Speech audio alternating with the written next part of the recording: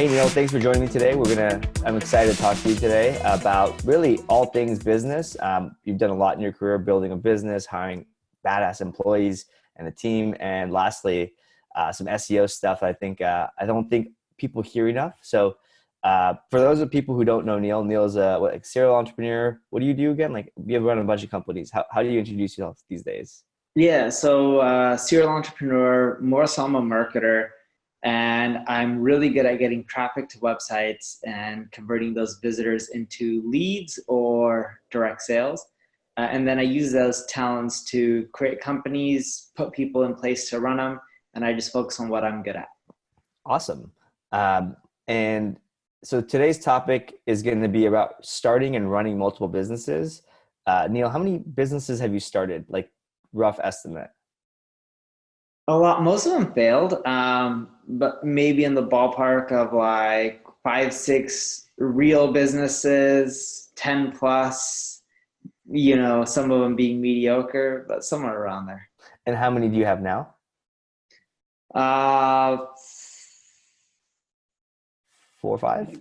4 or 5, yeah, something like it depends how you count it because some of them are holding companies and the holding companies own. Different products and stuff. Right. Yeah. Got it.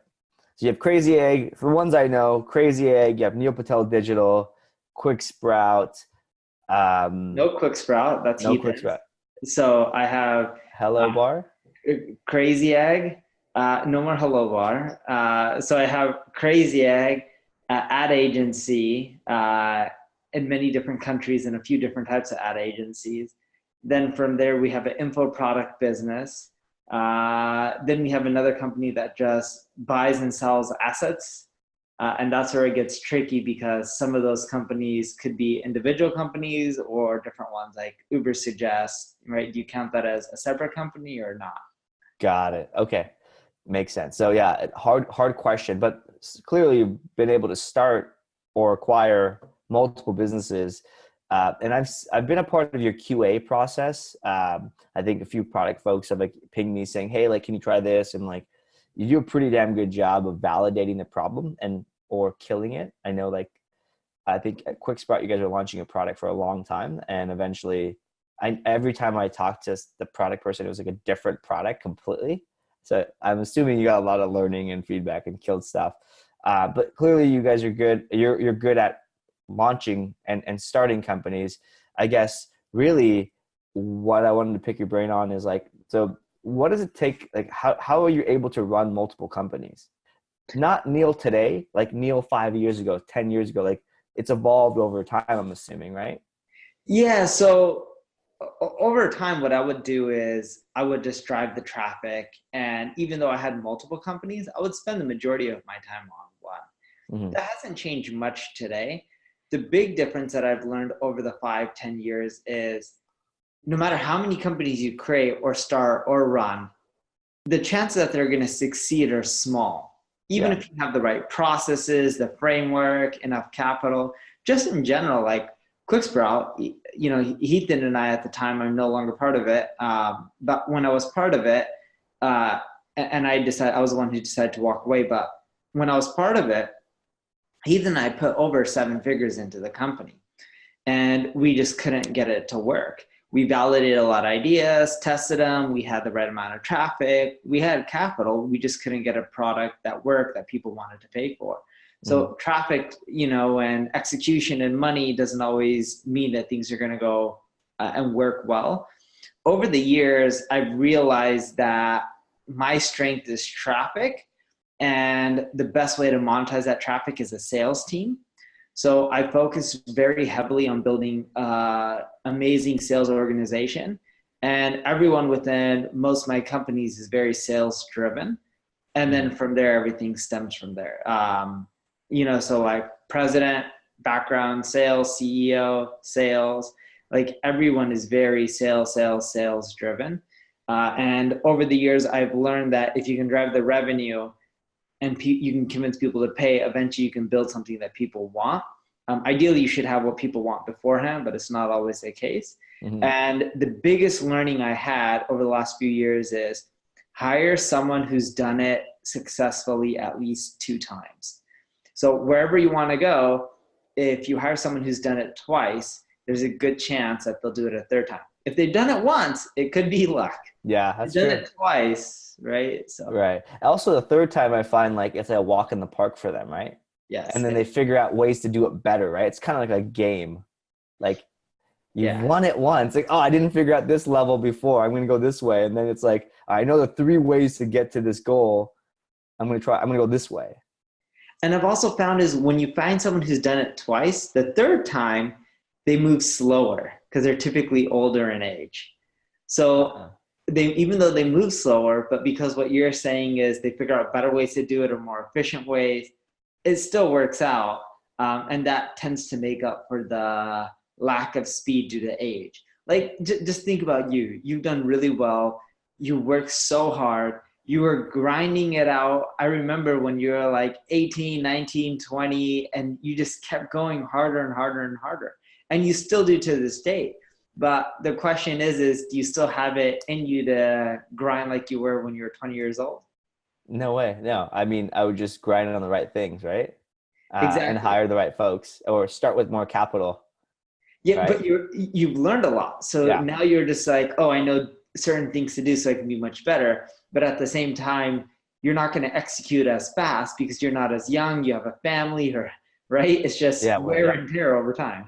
Yeah, exactly. Right. Yeah. But ability to execute is usually that thing you're hiring for essentially. So I like it. So 2 times at least they've done it. Once could be luck, like you said. And then you have to account for the fact they'll be a little slower on the other end. So typically a little bit more seasoned folks, right? Yeah, Um, okay, cool. And then even when you have multiple companies, you tend to focus on your skill set, if I'm hearing correctly. Your skill set, you believe, is the traffic and the traffic generation. And then you hire sales because you think that's the best way to monetize. And then you always also have one focus of one company. So the other ones are ancillary. Did that mean they have other people running it? correct. Every company has a CEO. I'm never the CEO of any company other than my personal holding company where we just buy other assets. But then when we buy other assets, different people run them. Like Uber suggests, Carlos in Brazil ends up running it.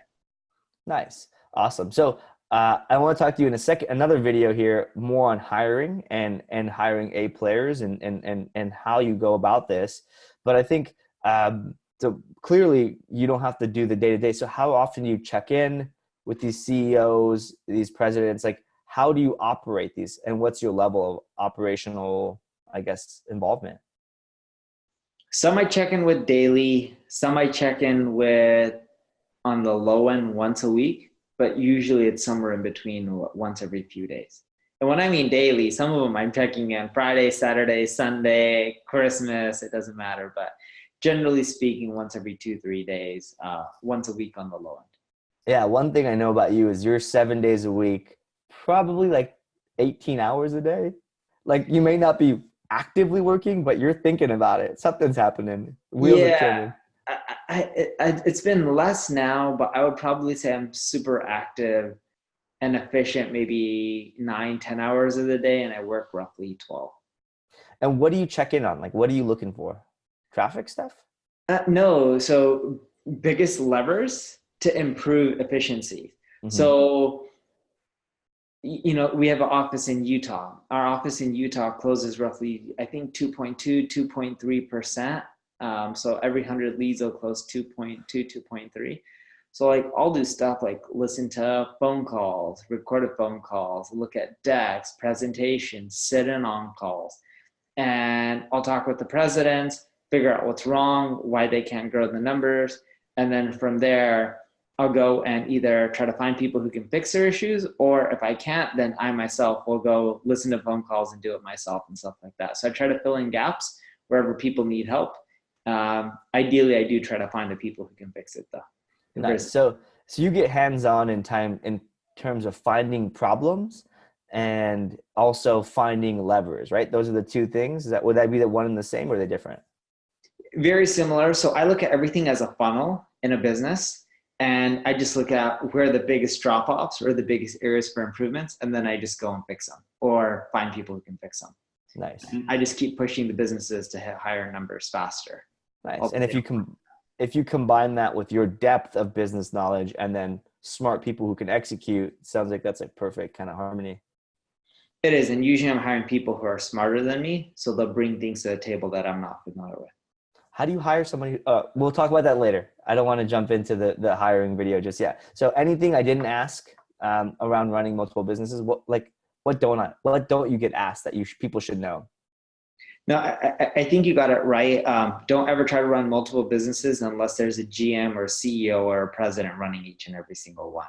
They're never going to grow as fast unless someone's focused on it 110% of their time.